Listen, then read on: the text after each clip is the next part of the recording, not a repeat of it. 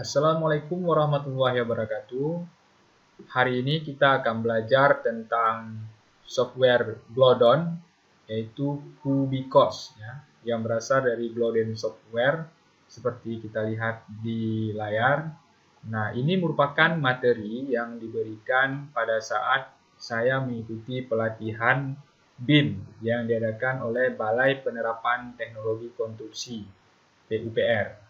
Nah, ya, pertama pengenalan tentang software ini, ya. Software Kubicos ini yaitu software yang berasal dari Beijing, Cina, ya, yang telah berdiri sejak tahun 1998. Nah, jadi penjelasannya bisa dibaca di layar, ya, detailnya. Nah, untuk pengguna software Glodon ini, ya, itu sudah lumayan tersebar, ya, di beberapa negara.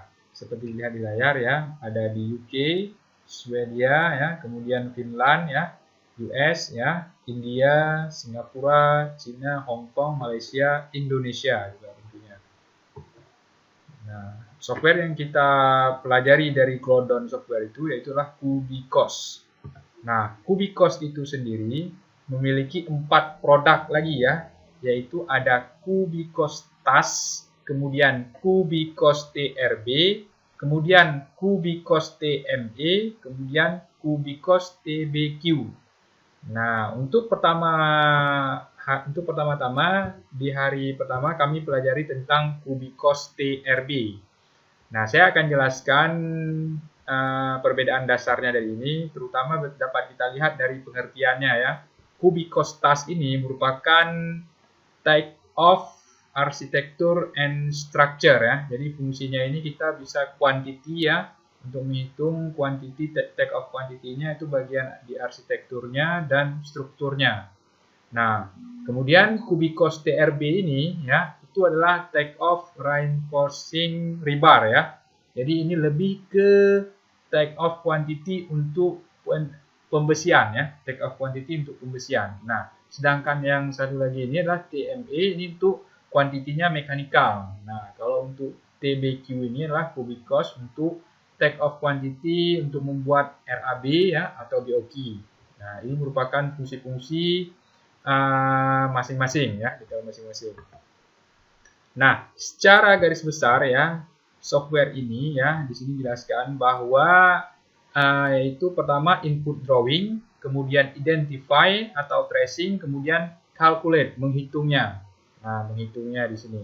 Nah, software ini itu bisa menerima file dengan ekstensi, ya, extension, ya, itu RFT yang berasal dari Revit misalnya, kemudian IFC, ya, dari software BIM lainnya, kemudian CAD, ya, CAD, kemudian PDF, kemudian JPEG.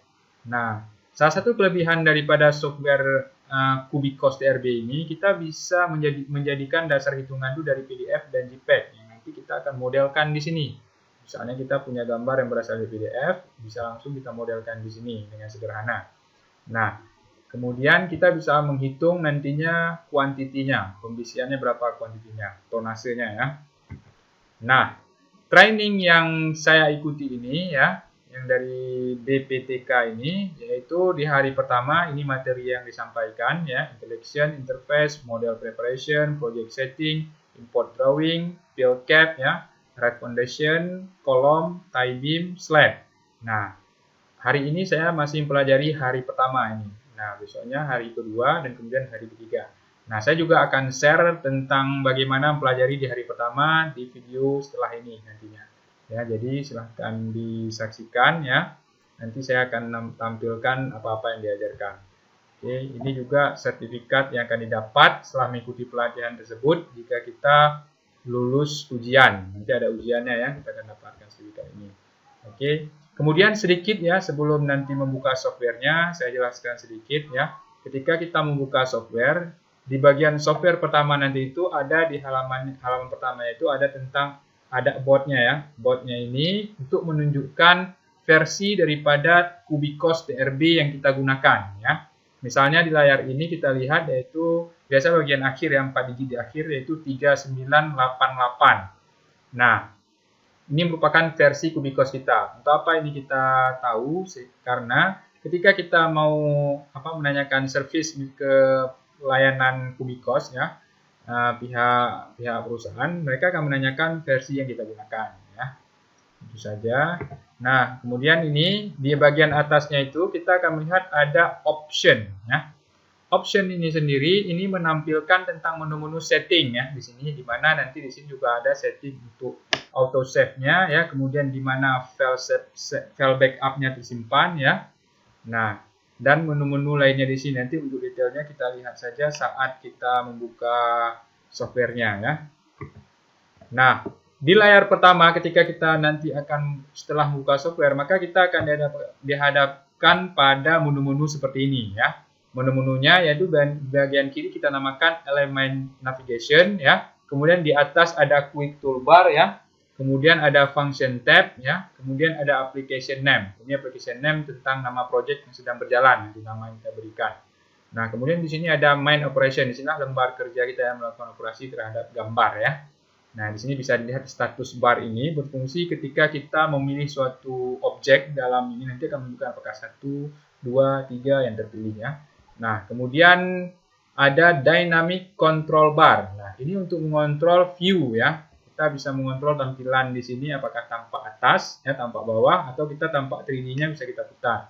Ini mirip sekali dengan AutoCAD ya. Kalau yang udah familiar menggunakan software CAD ya, ada di sini trackball ini ya. Nah, kemudian satu lagi yang menjadi catatan penting, ya, saya rasa juga mirip dengan AutoCAD, itu di mana di sini ada perintah ya, tertulis perintah. Nanti ketika kita klik, kita akan melihat perintah apa yang harus kita lakukan untuk selanjutnya. Ya, ini ada check here for operation instruction ya. Oke, nah satu lagi nanti di sini ya, ini juga penting, ada floor, ada favorit, ada access grid. Nah, floor ini nanti di bagian floor ini, panah ini nanti menunjukkan yang mana yang sedang aktif ya, bagian mana, apakah lantai 1, lantai 2, basement, foundation ya. Nah, itu saya kira dasar-dasar yang perlu diketahui dulu untuk hari ini. Nah, untuk selanjutnya nanti kita akan jelaskan langsung di softwarenya ya. Saya akan buka softwarenya dan saya akan menjelaskan menampilkan apa yang saya pelajari di hari pertama. Mungkin nanti teman-teman bisa mengikutinya ya. Sekian penjelasan dari saya. Jangan lupa subscribe sekitar Anda ya. Nantikan video-video selanjutnya. Terima kasih. Assalamualaikum warahmatullahi wabarakatuh.